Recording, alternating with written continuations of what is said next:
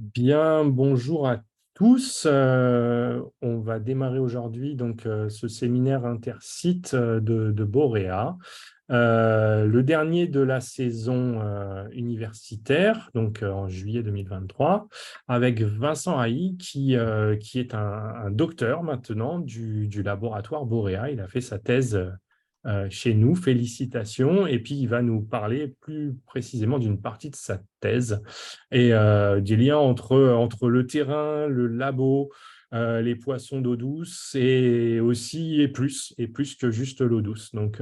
Vincent, merci beaucoup de cette présentation. Et puis, euh, tu as la parole et on attend d'écouter ta présentation avec intérêt. Merci beaucoup. Merci Étienne.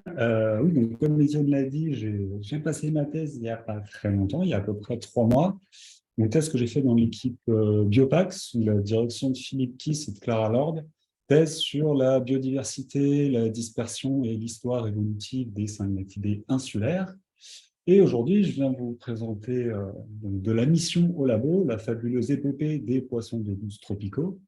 Donc, pourquoi ce titre? Eh bien, parce que ma présentation sera en deux parties.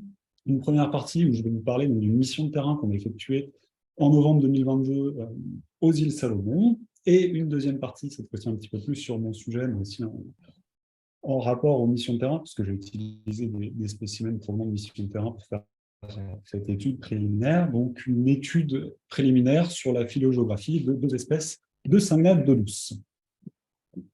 Je vais d'abord vous présenter les îles Salomon. Donc, pour ceux qui ne voient pas vraiment où c'est, il s'agit d'un archipel que l'on va retrouver à l'est de la Papouasie-Nouvelle-Guinée et au nord de la Nouvelle-Calédonie, donc un archipel qui s'étend sur quasiment plus de 1000 kilomètres, avec des paysages assez paradisiaques, comme vous pouvez le voir ici.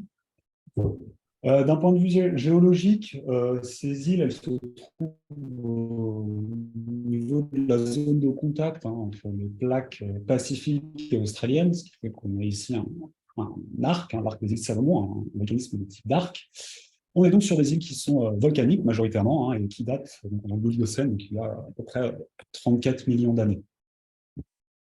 D'un point de vue plus géopolitique, cet archipel est subdivisé en plusieurs provinces.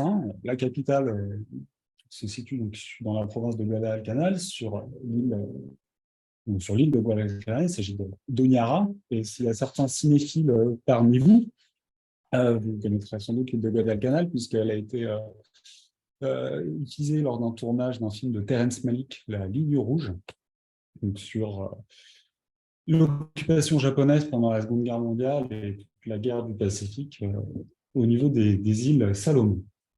Par contre, pour ce qui est donc plus du côté scientifique, comme vous le savez, l'équipe Biopac travaille sur tout le domaine Indo-Pacifique et sur ces milieux d'eau douce de l'Indo-Pacifique. Et elle a réalisé donc déjà 4 missions sur une dizaine d'années, donc en partenariat bien sûr avec la Société française d'ichthyologie, mais aussi l'ISSI, donc l'Ecological Solutions of Solomon Island, qui est un organisme qui a pour but de protéger la biodiversité des îles Salomon. Et donc, on a 4 missions qui ont déjà été réalisées. La première qui a eu lieu donc, sur le nord de l'île de Choiseul en 2014. La seconde en 2015 sur l'île de Kologomera. En 2016, ce sont les îles de Raminga et de Bella la Bella qui ont été échantillonnées. Et en 2019, c'est le sud de l'île de Choiseul et le nord de l'île de Santa Isabel.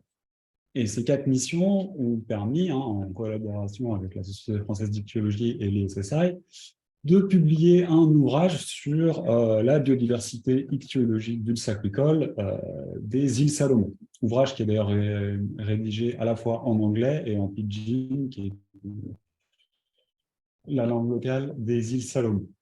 Mais en 2022, avec Philippe Kiss, Clara Lord et Marion Ménesson, nous avons réalisé une nouvelle mission dans la province occidentale des îles Salomon, toujours dans le but d'inventorier la faune dulce-aquicole de cette région. Et cette mission a été en partie financée, en grande partie financée, par un fonds de la National Geographic Society. Donc, après 3 longs jours de voyage depuis Paris, puisque les îles Salomon, c'est très joli, mais c'est quand même un peu loin, nous sommes arrivés donc, à Munda, qui est un peu la capitale de cette province occidentale. Et nous sommes donc partis de Munda dans ce sublime petit speedboat qui nous a accompagnés pour aller prospecter 3 îles et 15 stations. Donc, ici, quand j'entends station, j'entends rivière, donc une station égale une rivière. Nous sommes donc partis de Munda pour aller prospecter la première île, l'île de Rendova. Nous avons réalisé donc 6 stations d'échantillonnage. Nous avons ensuite pris la direction de Tété-Paré pour faire 6 stations d'échantillonnage, sachant que l'île de Tété-Paré est assez particulière aux îles Salomon, puisqu'il s'agit en fait de la dernière île sauvage de l'archipel des Salomon.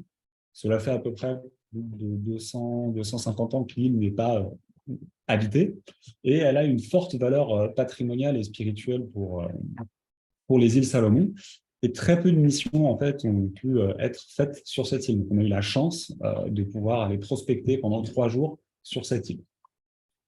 Puis, une fois l'île de Tété-Paré terminée, nous sommes retournés sur l'île de New Georgia. Nous avons donc échantillonné 3 stations sur le sud de l'île. Puis nous sommes ensuite revenus à Munda. Donc, cette mission a duré, le terrain en lui-même a duré plus d'une dizaine de jours. Donc là, je vous montre un petit peu les différents types de rivières que nous avons pu échantillonner. Alors, on a surtout échantillonné le bas des cours d'eau, le cours inférieur, donc proche de l'embouchure, pour essayer de trouver des espèces qui se situent dans ces zones écologiques. Donc pour maintenant, ce qui est de la partie vraiment plus échantillonnage, donc comment on procède à chaque fois qu'on arrive sur un site, les premières choses à faire, bien sûr, c'est de prendre tout ce qui est donc, coordonnées GPS du site, pour pouvoir retracer un petit peu les différentes stations. On prend aussi donc l'altitude, on numérote les différentes stations qu'on a faites. Et on prend tout ce qui est mesure de paramètres de l'eau. Donc ça va être le pH, la température, mais aussi la conductivité, ce qui va nous servir pour une des méthodes d'échantillonnage que je vais vous présenter juste après. Pour chaque station, on a des fiches espèces. Donc là, vous avez la fiche espèce pour les télostéens, mais nous avons la même chose pour les crustacés. Et on fait de la présence-absence en fait, sur chaque site, sur chaque station, en notant les espèces présentes ou absentes dans les rivières. Pour ce qui est de l'échantillonnage, on va avoir 2 méthodes. Donc, la première méthode est la méthode de pêche électrique. Donc, pour faire la pêche électrique, on a besoin d'un appareil de pêche électrique, que vous voyez ici sur le dos de Philippe. Donc, on a l'opérateur qui porte l'appareil de pêche électrique qui va se situer en amont du courant, qui va envoyer des décharges électriques dans l'eau, ce qui va venir choquer les poissons. Et on a des apparaîteurs qui, eux, vont se retrouver en aval et qui vont venir donc, récupérer les poissons choqués qui vont être transportés par le courant et qui vont se retrouver dans les filets. Et on remonte ensuite la station en procédant à plusieurs échantillonnages. Donc ça, c'est la méthode, on va dire, la plus simple. Mais lorsque l'appareil de pêche n'est pas utilisable, on fait ce qu'on appelle de la pêche à vue. Donc là, on va directement près des berges, lorsque l'eau est un petit peu trop haute, avec des filets pour aller directement récupérer les poissons. Et là, vous avez donc un jeune doctorant qui essaie désespérément de trouver son groupe d'études dans les berges herbacées. On en profite aussi lors des collectes pour faire du snorkeling, afin de pouvoir prendre des photos in vivo des différentes espèces qui sont présentes dans les rivières. Vous avez ici un petit panel des différentes espèces que l'on peut retrouver dans ces rivières. Donc, pour ce qui est des téléostéens, on va majoritairement retrouver des poissons de la famille des gobidés, beaucoup d'éléotridés également. On va retrouver quelques pulidés, des anguillidés et même une espèce de murène d'eau douce que vous voyez ici. Et pour ce qui est des crustacés, ça va être majoritairement des crabes et des crevettes. Une fois que toute la collecte a été faite, donc que ce soit par pêche électrique ou alors par pêche à vue, on va procéder aussi à d'autres photos. Donc là, des photos pour prendre des photos de façon un petit peu plus précise de certains spécimens. Donc, on emmène sur le terrain ce qu'on appelle un flottarium. Donc, c'est un petit aquarium qui est très étroit et qui permet de prendre des photos un petit peu plus précises de certains spécimens, comme vous pouvez voir ici.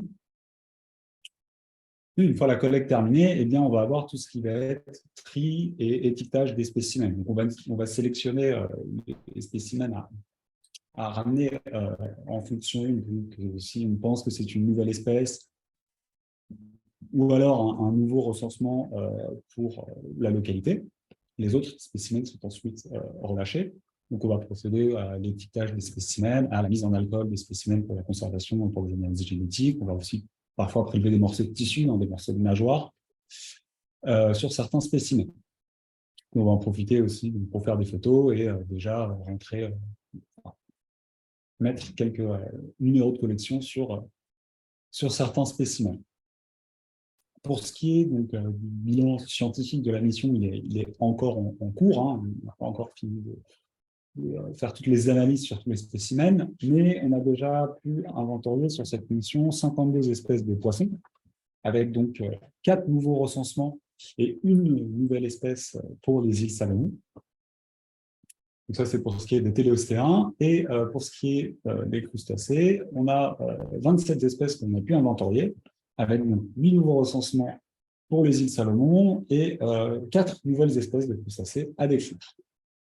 Et ce travail d'inventaire faunistique du aquicole est extrêmement important, puisque malheureusement, vous n'êtes pas sans savoir que le changement global a un impact énorme sur la biodiversité, et notamment sur les milieux insulaires tropicaux, mais on n'a pas que ça, on a aussi les pressions anthropiques qui pèsent sur les systèmes du aquicole, et que nous avons d'ailleurs directement pu observer aux îles Salomon. Donc là, vous avez des exemples de déforestation que nous avons pu voir sur l'île de Rendova, avec des compagnies souvent asiatiques et chinoises qui viennent donc récupérer du bois pour faire de l'ameublement. Et cette déforestation va avoir des conséquences assez énormes sur les systèmes aquicole. Vous avez ici l'exemple de passage des bulldozers et des tracteurs qui viennent directement en fait, passer sur le lit de la rivière, donc on a une destruction de l'environnement, mais on a aussi le problème de la perte du couvert végétal qui va empêcher de retenir les eaux de ruissellement lors de fortes pluies, ce qui fait que en quelques minutes, lors de très fortes pluies, on va avoir une turbidité dans l'eau qui va être énorme. Donc là, vous pouvez le voir ici, donc les eaux de ruissellement après une forte pluie, et là, quelques minutes après la pluie, l'eau qui devient totalement trouble. Et donc, on a aussi une autre très grosse, une grosse partie dans cette mission qui est la diffusion des connaissances auprès des communautés locales. Donc, on fait, lors de ces missions, des interventions auprès des scolaires, donc dans les écoles, dans les villages qui nous accueillent. Vous pouvez voir ici sur ces photos, où on vient expliquer en fait notre travail, l'importance de notre travail pour essayer de donner un peu des clés aux personnes sur place pour protéger leur biodiversité. Ces personnes nous accompagnent également sur le terrain, nous aident lors de ces missions à procéder à l'échantillonnage. Et nous avons aussi donné cette année une conférence à l'université de Sion, donc l'université des îles Salomon, sur justement toute cette mission et le bilan. Et lorsque nous sommes hébergés dans les villages, nous en profitons aussi pour offrir aux écoles le livre qui a été publié sur cette biodiversité écologique des îles Salomon, afin qu'ils puissent connaître au mieux leurs rivières. Et nous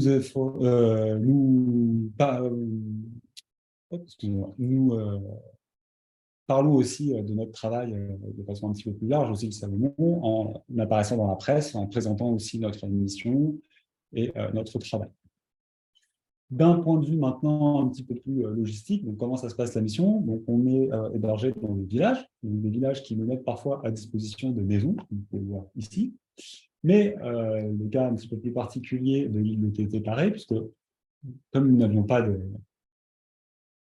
comme l'île n'est pas habitée, nous n'avons pas d'hébergement à disposition, nous avons donc bivouaqué pendant 3 jours. Donc voici notre campement pendant 3 jours. Donc vous avez des tentes ici avec le hamac en dessous.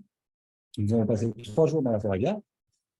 Pour ce qui est de la partie un petit peu plus traitement des pré-traitements des données, on se crée des petits laboratoires itinérants, donc, comme vous pouvez voir ici sous les maisons au pilotis. Là, sur l'unité déparée, nous avons créé une petite table d'appoint pour faire une paillasse de laboratoire. Et qu'est-ce qu'on mange aux îles Salomon? Eh bien, on mange extrêmement bien, parce qu'on a été littéralement accueillis comme des rois à chaque fois dans chaque village. On a eu le droit à des sublimes banquets délicieux. Et même dans la jungle, nous avons le droit à des pancakes, c'est des sublimes scones à la noix de coco. Donc, les îles Salomon sont un endroit assez paradisiaque. Et je vais d'ailleurs vous le montrer tout de suite avec cette petite vidéo qui a été prise donc, en allant sur l'une des localités. Et nous pouvons voir des sublimes dauphins qui viennent jouer à côté du bateau. Petit avant-goût de l'été pour terminer cette présentation de la mission des îles Salomon.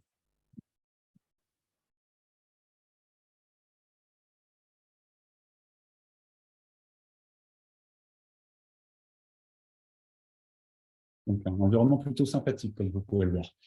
C'est vraiment super, Vincent. Merci beaucoup. Donc, il y a cette partie-là sur les îles Salomon. Et maintenant, je vais rapidement vous présenter donc, la deuxième partie de cette présentation qui porte sur une étude préliminaire de la phylogéographie de deux espèces de Syngnathodus qui a pu être permise grâce à justement ces nombreux spécimens qui ont pu être rapportés lors de différentes missions de terrain. Donc, rapidement, les milieux insulaires et le cycle de vie. Donc, dans ces environnements tropicaux insulaires, les espèces d'eau douce non introduites, elles ont un cycle de vie un petit peu particulier, qu'on qualifie de diadromie. On va avoir une alternance entre eau de mer et eau douce au cours du cycle de vie de l'organisme.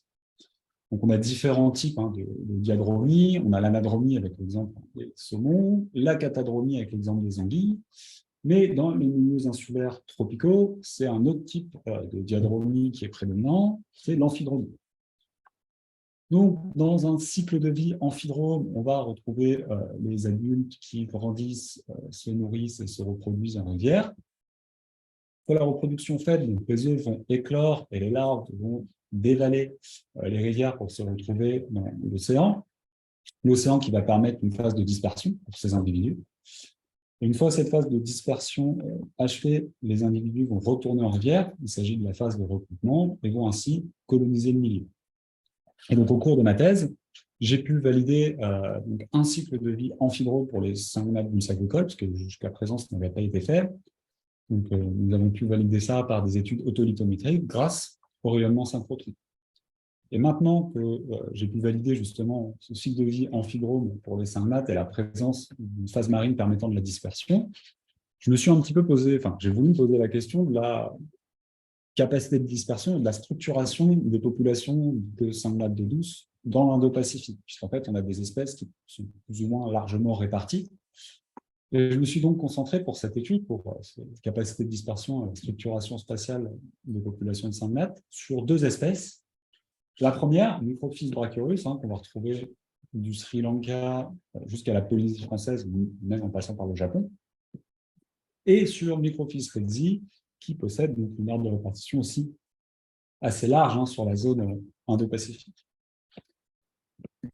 Donc, cette étude phylogéographique préliminaire, elle se base sur la notion d'haplotypes. Donc, les haplotypes qui sont des séquences polymorphes uniques qui peuvent être partagées ou non par des individus. Vous avez ici un petit exemple un peu simple avec 6 individus et leur séquence ADN, qui présentent parfois des variations différentes qui permettent de les regrouper, ce qu'on appelle donc en haplotypes.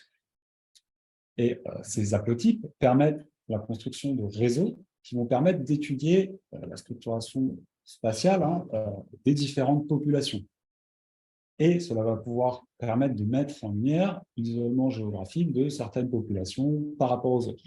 Et pour cette étude, je me suis basé donc sur les deux espèces Microphis brachyrus, Microphis redzi, en utilisant un fragment de 650 paires de bases du gène commun. Donc voici les résultats que j'ai pu obtenir pour Microphis brachyrus. Donc ce qu'on peut voir pour cette espèce, c'est qu'on a en fait deux haplogroupes, deux populations bien distinctes. Donc, une population sur la zone ouest Pacifique et une population sur la zone centrale du Pacifique. avec une forte structuration entre ces deux populations, aucun haplotype partagé n'est présent entre ces deux populations, et avec des pourcentages de divergence assez faibles, on va dire, pour les 5 MaxD, qui est de l'ordre de 1,20%. Il y a donc un isolement de ces populations polynésiennes par rapport aux populations ouest-pacifiques, ce qui veut dire qu'il y a donc la présence de barrières qui limitent la dispersion marine entre ces deux régions, ce qui a d'ailleurs déjà été observé chez d'autres espèces amphidromes, avec notamment la présence de fosses marines, comme la fosse de Tonga et de Kermadec, qui constituent une première barrière à la dispersion des individus entre ces deux régions, mais également une courantoologie aussi un petit peu particulière, avec la présence de nombreux courants et contre-courants sur la zone, notamment le contre-courant des marquises qui vient bloquer le transport des individus entre ces deux parties de l'océan Pacifique.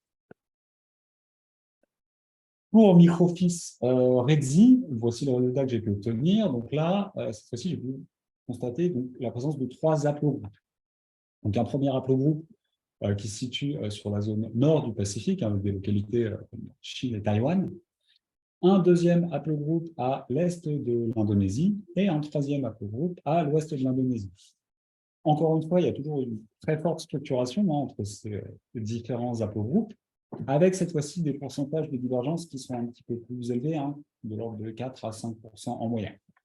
Ce qui fait qu'on se pose un petit peu la question du statut de ces lignées. Mais donc, on a pour le moment 3 lignées différentes pour Microphis redzi sur la zone indonésienne. Et ces 3 lignées différentes peuvent s'expliquer par l'histoire biogéographique de la région indonésienne, puisqu'en fait, au Pléistocène, on a eu des variations du niveau marin suite à des épisodes de glaciation successifs qui ont formé des zones biogéographiques, donc 3 zones biogéographiques, la zone des Philippines, la zone de la Wallacea et la zone du plateau de Sunda. Mais à l'heure actuelle, on a d'autres barrières à la dispersion qui viennent aussi s'ajouter, et notamment la présence de courants un petit peu particuliers, comme le courant de Kuroshio qui vient bloquer le transport des larves aux Philippines, ou alors le courant du détroit de Makassar, venant bloquer le transport des larves entre le plateau de Sumba et la Wallacea. Donc cette étude préliminaire, pour le moment, permet de mettre en lumière des réponses qui sont différentes face aux contraintes environnementales, qu'elles soient passées ou actuelles, pour ces 2 espèces, alors même qu'elles ont une aire, des aires de répartition sympatriques, notamment sur la zone indonésienne. Donc, pour Microphis brachyurus, pour le moment, ce que je préconise, ce serait une réévaluation des statuts de protection de ces populations, et notamment des populations au niveau de la zone du centre Pacifique, au niveau de la Polynésie française, en définissant cette population comme ce qu'on appelle une ESU, qui est une Evolutionary Significant Unit, qu'il faut un petit peu voir comme une population à priorité de conservation.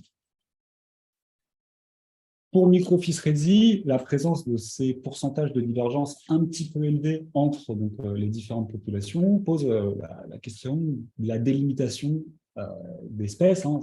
Est-ce que ces différentes populations sont des espèces critiques, des sous-espèces?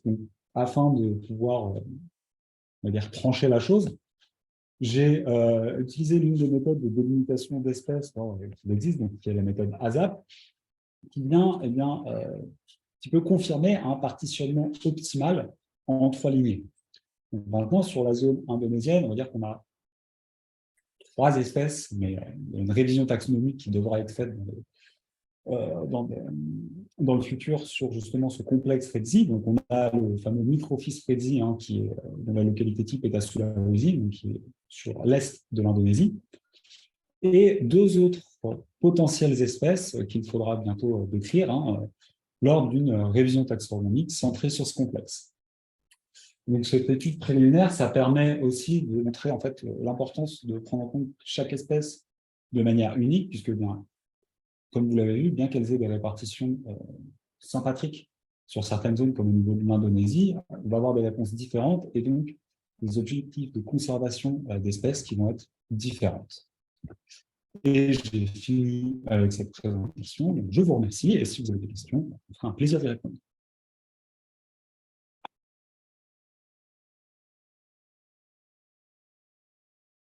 Merci beaucoup, Merci Vincent. beaucoup. Excuse-moi de tout à l'heure, hein.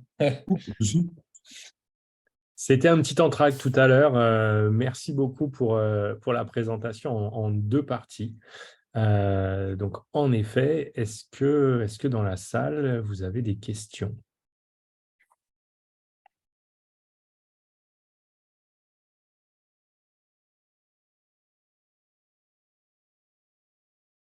Vous pouvez soit, on n'est pas très très nombreux, vous pouvez soit prendre la parole, soit lever la main.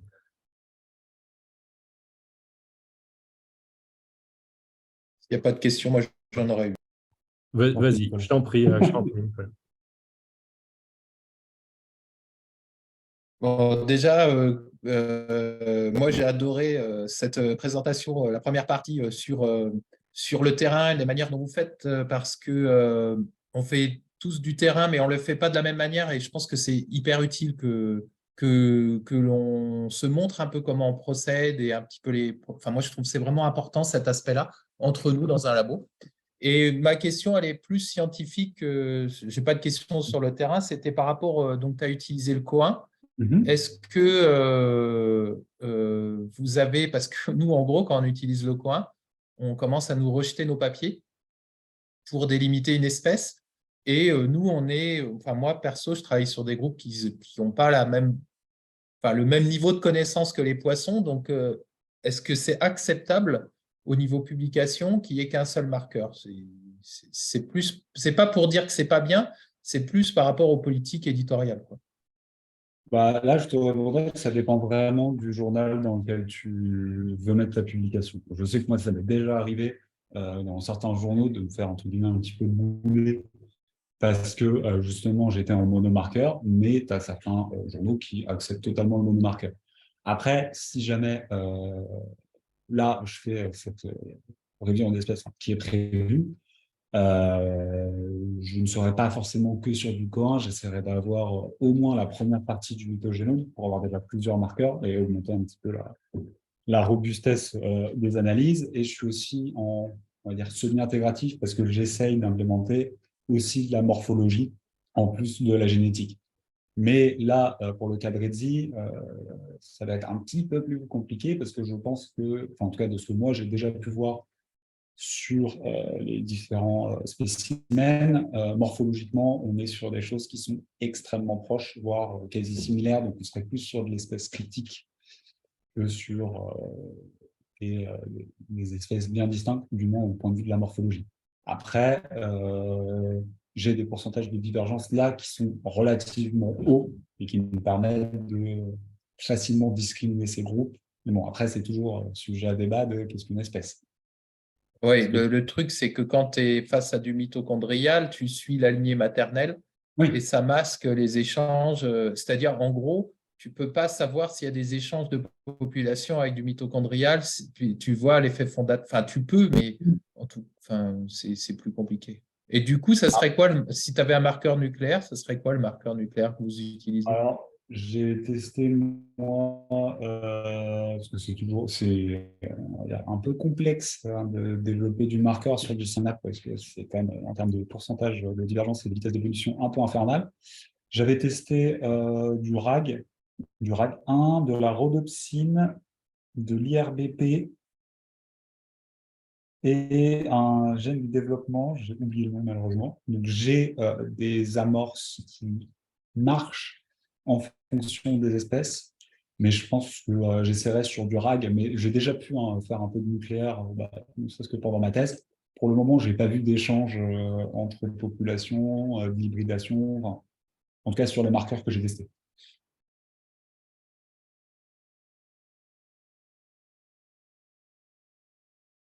Oui, j'avais une question par rapport à Redzi, justement. Donc, quand tu vois des populations qui sont séparées par à peu près 4% de divergence, est-ce que ce serait pas dû au fait que l'échantillonnage est partiel? Et par exemple, si tu avais des spécimens de Bornéo, si tu avais des Philippines, est-ce que ça comblerait pas l'espace? Ouais, c'est aussi une des questions que je me pose. C'est est-ce que je n'ai pas un manque d'échantillonnage, notamment, oui, sur, comme tu dis, Valentin, sur toute la région des Philippines. Et pareil pour Brachyurus d'ailleurs, hein. Si tu avais des spécimens de Fidji, peut-être, est-ce qu'ils combleraient le trou entre le Pacifique et la Nouvelle-Calédonie? C'est un peu la grande question, je dois l'avouer. Pour le moment, je n'ai Ouais. pas ça. Mais c'est vrai que ouais, là, j'ai un clair manque d'échantillonnage sur toute la zone des Philippines. Ouais, à savoir, en fait, si on veut parler un peu de localité transitoire, parce que c'est vrai que s'il y a un mélange de ce qu'on voit donc, de ce microfilm confère Redzi 2, là, le jaune, si on a un mélange entre les haplotypes bleu et jaune sur les Philippines, c'est sûr que ça va totalement changer le discours. C'est pour ça que là, je suis encore en phase préliminaire, on va dire. Mm.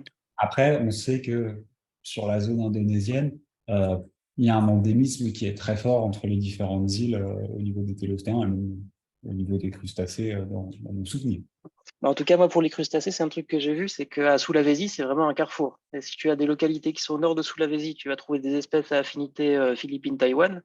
Si tu regardes le sud, ça va plutôt être du côté Flores, les îles de la Sonde. Mhm. Et puis, si tu es sur l'est, ça va être des espèces que tu retrouves aux Moluques, donc ta zone en bleu. Mhm. Donc, c'est pour ça, tout Bah, ça, je en te fait, laisse, on en c'est. parle.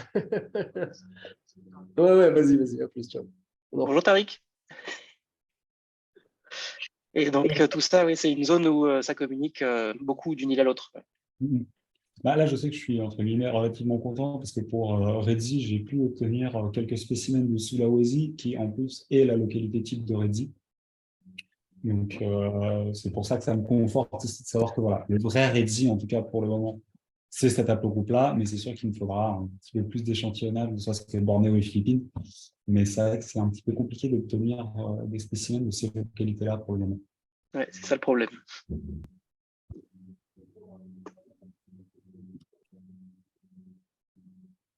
Et merci Valentin aussi pour ton intervention. Est-ce qu'il y a d'autres questions?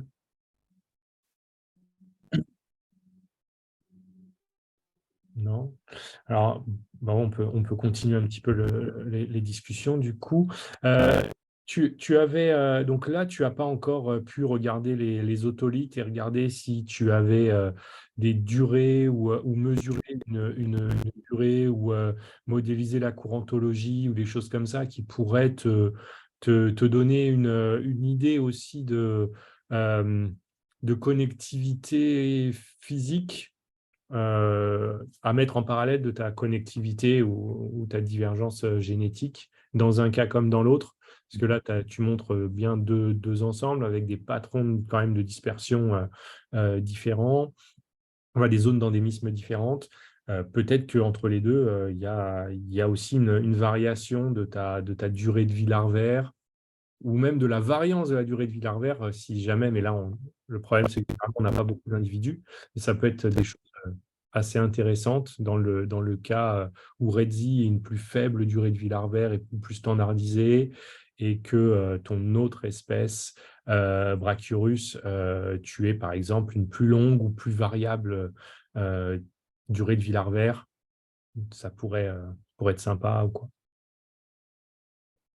Bah alors justement, j'ai pu faire donc, de l'autolitho sur Microphis brachyurus, où on a pu obtenir des comptages de durée de vie, des durées de vie larvaires. Le problème, en fait, c'est que bon, ça a été fait avec le synchrotron parce que pour les Syngmatidés, quand on essaye de lire les stries de croissance sur les otolithes, c'est quasiment impossible. Enfin, la résolution des stries de croissance ne le permet pas. Donc, en fait, on a réussi à développer un outil en utilisant le soufre pour pouvoir compter les stries de croissance. Donc, j'ai pu obtenir des durées de vie larvaires pour Microphis brachyurus, et on sait qu'il passe en mer environ une quarantaine de jours. Et ça, que ce soit pour des espèces donc, du Japon, des Salomon et de Polynésie française. Donc, on n'a pas de variabilité au niveau des durées de vie pour ces espèces-là. Après, pour Microphis redzi, je n'ai pas pu faire de l'autolithométrie sur ces espèces. J'ai fait de l'autolithométrie sur une espèce proche qui était à la base placée en synonymie de celle-là, qui est Microphis nicolae, où là, on a pu obtenir des durées de vie larvaires qui étaient 2 fois moins grandes que celles de Brachyurus, qui étaient plus de l'ordre d'une vingtaine de jours. Donc, il y a ça aussi qui pourrait peut-être expliquer, comme tu l'as dit, cette structuration un petit peu plus poussée chez Redzi que chez Brachyurus. Mais il faudrait encore une fois valider les durées de vie larvaires pour Microfiche Redzi. Ouais, super intéressant. Non, non, c'est vraiment, vraiment très intéressant de voir ça et ça apporte la vision biogéographique dont a parlé Valentin, parce que c'est vraiment un carrefour, hein, le côté adaptation écologique avec des durées de vie larvaires différentes ou divergentes, on va dire, et des patrons de différenciation génétique, c'est joli. Est-ce qu'il y a d'autres personnes qui voudraient rebondir, poser des questions?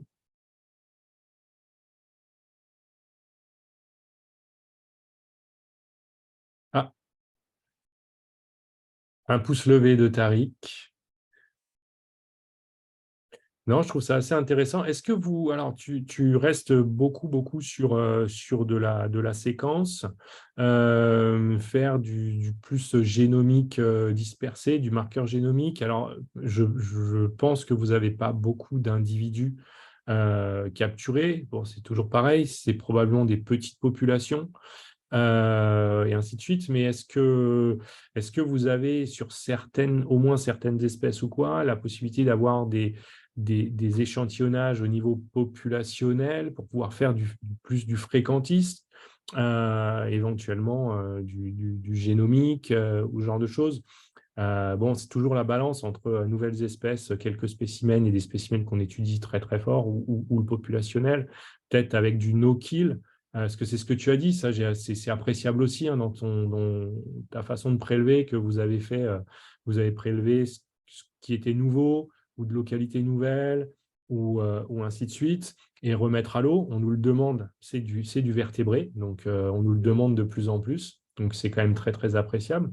Mais éventuellement, sur d'autres individus surnuméraires, prendre un petit morceau de nageoire avec la photo simplement, mais en no-kill. Est-ce que vous avez tenté? Est-ce que vous avez commencé sur certaines espèces?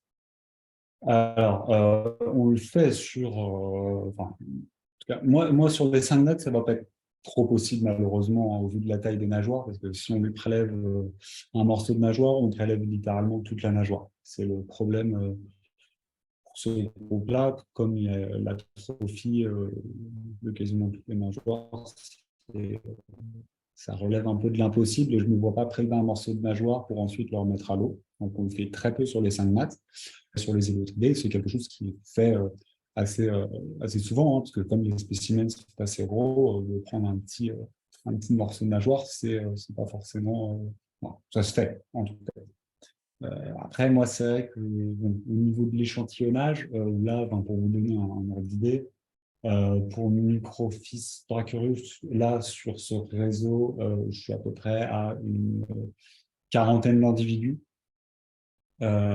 cinquantaine plus, et sur Redzi, je suis à une trentaine d'individus. C'est à peu près mon maximum d'individus pour mes espèces. Enfin, je n'ai pas d'espèces en nombre surnuméraire dans mon échantillonnage, parce que les 5 nattes sont assez compliqués à trouver en rivière.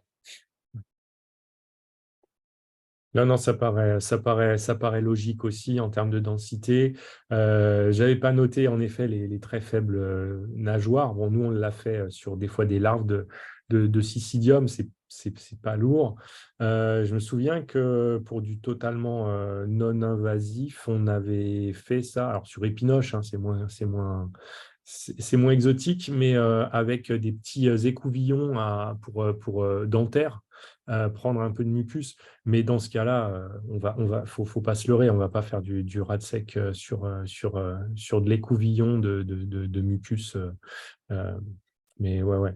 Non, c'est intéressant. Et puis bon, pour les bases de données, vu que c'est des espèces ou des complexes qui sont pas encore décrits ou pas bien connus, c'est évident que les séquences, c'est quand même un gros avantage en termes de réutilisation, de mise en commun de ces informations. Donc, ouais, c'est un Ouais, joli travail.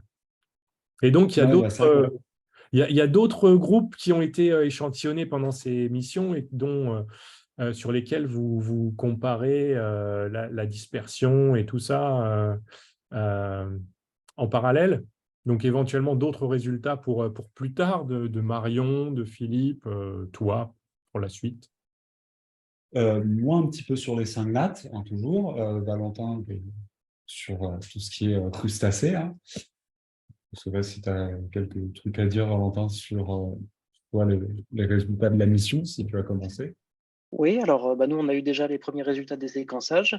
Ce que ça montre, c'est que maintenant, on commence à avoir un bon aperçu de la faune des Salomon, puisque là, on n'a vu qu'une seule espèce nouvelle, alors que les premières missions, c'était la majorité de ce qu'on avait, c'était des espèces nouvelles. Mais ce qui est intéressant, c'est que maintenant, on commence à avoir un aperçu un peu plus global et on a certaines espèces qu'on retrouve jusqu'en Indonésie, d'autres qu'on va retrouver jusqu'en Polynésie. Donc, ouais, il y a, là aussi, les Salomon, c'est un peu un carrefour entre des zones biogéographiques. Donc ça c'est pour les caridines. Et après, là, je commence à m'intéresser un peu aux crabes et aux autres crevettes. Et là aussi, il y a des choses, il y a des patterns communs, mais aussi des différences suivant les taxons. Donc c'est intéressant tout ça. Mario, je ne sais pas si pour les éléotridés, du coup. Ouais, bah, moi, pour ma part, comme j'ai commencé pour déjà remettre la liste à jour pour Réunion Mayotte, je suis obligée aussi de regarder pour ce qu'il y a dans le Pacifique, puisque tu as des espèces qui peuvent migrer entre les deux océans. Et le gros groupe auquel je ne me suis pas encore attelée, mais j'y vais un petit peu à reculons, ce sont les Glossogobus. On a déjà des collègues australiens qui ont commencé à bosser dessus, qui avaient des échantillons, notamment de Papouasie-Nouvelle-Guinée. Et en fait, en revenant de cette mission, j'ai trouvé encore une nouvelle espèce. Voilà. Et le problème, c'est qu'elles se ressemblent toutes ces espèces. Donc, il va falloir chercher des caractéristiques morpho qui pourraient nous aider à les déterminer sur le terrain. Mais je sens que ça va être coton et qu'il doit y avoir quand même pas mal d'espèces critiques. Donc, c'était une expérience hyper enrichissante parce qu'on a été très bien accueillis par les locaux. Le fait de pouvoir faire du bivouac, j'avoue, moi, c'était la première fois de ma vie que je dormais vraiment dans un hamac sous une tente, quoi, comme ça. C'était vraiment sympa et de pouvoir partager avec les gens parce qu'en fait, c'est ça qui est aussi hyper intéressant, c'est que les locaux ne savent pas ce qu'ils ont dans leur rivière parce qu'en général, ils sont tournés vers la mer puisque les poissons sont plus conséquents et plus faciles à trouver et à pêcher. Donc, eux aussi étaient très intéressés, ils nous suivaient. Et puis, bon, quand on trouvait des grosses crevettes ou des gros mérous ou bien des grosses anguilles, malheureusement, on les rejetait pas. Ils étaient très intéressés pour les cuisiner par la suite. Ok, merci beaucoup. Mais ouais, ça paraît une super série de missions, puisque ce n'est pas qu'une seule, là, vous avez fait plusieurs et probablement des prochaines, mais ouais, c'est vraiment intéressant. Est-ce que quelqu'un veut rebondir? Quelqu'un d'autre?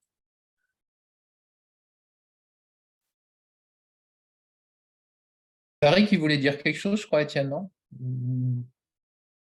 Non, j'étais content, j'ai acquiescé, c'est tout. Tout va bien. D'accord, Merci ok. en tout cas pour la présentation. Est-ce que, petite comme ça, ouverture éventuellement, est-ce qu'il y a des choses de connues sur les régimes alimentaires de ces bestioles en général? Est-ce que vous regardez aussi? Parce que là, on voit que on rentre vraiment dans la taxonomie intégrative hein, sur ce genre de groupe, où juste la morpho, ça va être compliqué. La génète semble nous dire quelque chose, mais bon, globalement, de la biogéo, couranto, ça c'est nécessaire pour pouvoir, donc autolitho, éventuellement, ça paraît nécessaire. Est-ce que régime alimentaire, isotope, vous avez fait des choses ou c'est pas forcément quelque chose que vous regardez beaucoup? Alors peut-être que d'ailleurs, il n'y a pas beaucoup, enfin les niches, les niches alimentaires, les niches trophiques de ces cyngnatidés, même quand elles sont sympathiques, sont très chevauchantes. Hein. Je n'ai aucune idée, donc c'est juste une question vraiment en large comme ça, pour savoir est-ce que éventuellement sur ces aspects un peu plus fonctionnels, il pourrait y avoir quelque chose. Je pense que sur les caridines et sur les crustacés, il y a plus d'infos, peut-être pas de données, mais plus d'infos. Mais sur Sangnat Gobi, est-ce que vous avez des choses ou est-ce que vous regardez ou pas encore, ou c'est une piste pour plus tard? Alors, j'avoue que sur Sangnat, sur les Sangnat, on a quasiment, enfin, j'ai aucune donnée de véritable régime alimentaire. Hein. Pendant très longtemps, je ne savais même pas ce que ça mangeait. Il y a quelques papiers qui, ça mange de la larve d'insectes, de la petite larve de poisson. Donc, c'est quelque chose qui sera très intéressant. On allait faire un peu de contenu stomacal là-dessus. Après, en morpho, je n'ai pas encore tout exploré. Il y a toute la partie ostéologique que j'aimerais aller voir, notamment avec tout ce qui est microtomographie. Il y a des choses très, très belles maintenant qui se font et en un temps plutôt record. Et pourquoi pas aussi, j'avais commencé à penser à voir un peu au niveau de la parasitologie. Parce qu'il y a pas mal de, enfin, il y a quelques papiers là qui commencent à sortir justement pour essayer en fait de discriminer un petit peu les espèces en fonction des parasites qu'elles contiennent. Bon, après, c'est toujours la même galère, on va dire, hein. On n'est pas sur des très très gros spécimens. Donc, commencer à faire de la dissection sur un syngnat, ça va être un peu compliqué, mais bon, j'ai réussi à sortir des étoiles de syngnat, donc je me dis qu'un estomac de syngnat, ça ne doit pas être plus compliqué. Ouais. Et concernant tout ce qui est, enfin, moi je peux parler que pour les éléotridés, mais par exemple durant ma thèse j'ai fait des radios pour identifier les espèces. Et avec la radio tu vois ce que mangent les éléotridés, et c'est souvent des mollusques ou des gastéropodes. Et quand tu es sur le terrain, ce qui peut se passer aussi, c'est que des fois ils sont tellement stressés qu'ils vont recracher ce qu'ils ont mangé. Donc moi je me souviendrai toujours du moment où mes premiers éléotrides que j'ai pêchés durant ma première mission au Vanuatu, ils avaient recraché des crevettes. Voilà. Et puis après, c'est vrai que ça dépend. C'est vrai que Vincent, oui, ces bestioles, elles ont tellement une petite bouche que tu te demandes bien ce qu'ils mangent. Après, c'est vrai que quand tu es sur des éléotridés ou des gobies qui ont des grosses bouches, pour ceux qui sont pas brouteurs, on voit bien que tout ce qui passe par là doit finir dans leur estomac. Ouais. Après, c'est vrai qu'on ne s'est pas penché sur ces thématiques-là parce qu'on est tellement dans la recherche de toutes les espèces possibles. On dit que on viendra à ce sujet-là éventuellement quand on aura bien fixé toutes nos listes d'espèces pour après bien comprendre éventuellement les ressources. Yes. Ok, ok. Alors, est-ce que d'autres personnes veulent contribuer, ou sinon on va peut-être clore la session, en tout cas cette dernière session de l'année universitaire, hein, avant un petit break estival. Bon. Est-ce qu'Isabelle ou Nicolas, ou Tariq, vous aviez quelque chose à dire avant de redire encore une fois qu'on recherche des orateurs en interne ou externe, mais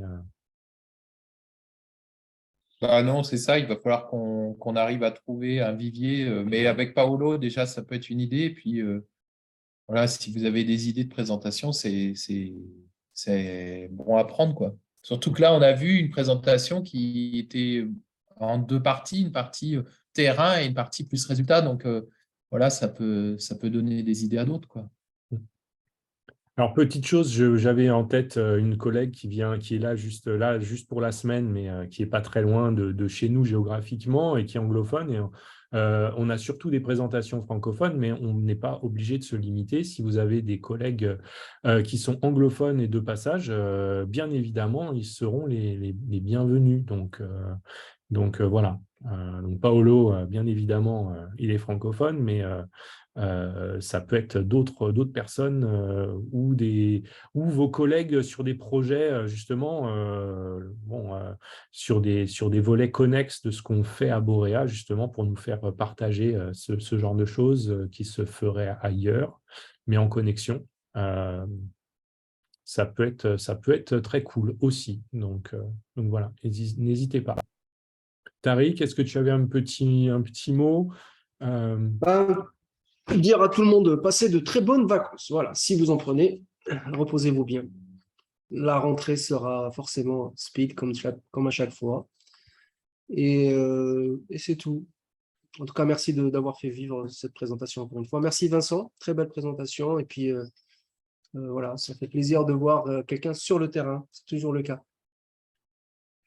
C'est clair, ça fait bien plaisir. Et puis de tous vous voir et de pérenniser un peu ce rendez-vous aussi. Donc voilà, eh bien, portez-vous bien, profitez bien de ce break au moins d'enseignement, peut-être pas de recherche justement, ou les deux. Et puis donc n'hésitez pas pensez à vous-même si vous voulez faire des présentations, même pas forcément juste septembre, mais d'anticiper. Nous, on est intéressés par même, disons, même décembre ou quoi, ou à des collègues que vous voudriez inviter, voilà, ou des nouveaux entrants aussi pour présenter des choses qu'ils faisaient avant d'arriver à Boréa. Ça peut être intéressant aussi. Et donc sur ce, eh bien, je vous souhaite un bel été et à bientôt. Merci, à Merci, bientôt Étienne. et bonnes vacances à ceux qui en prennent. Bon été.